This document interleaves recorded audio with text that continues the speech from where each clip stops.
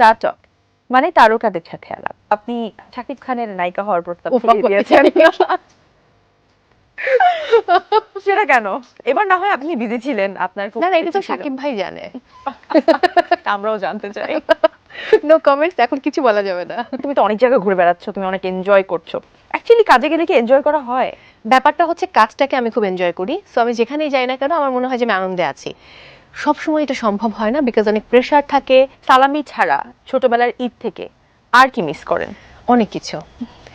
ছোটবেলার ঈদ শীতের দিনে হতো, রাইট। সেটা একটা আলাদা আবেদন ছিল। সকালে উঠে পবিত্র ঈদ উল ফিতরের 5 দিন ব্যাপী বিশেষ আয়োজন স্টার টক দেখবেন ঈদের দিন থেকে ঈদের পঞ্চম দিন রাত 8টা 15 মিনিটে এটিএন নিউজে।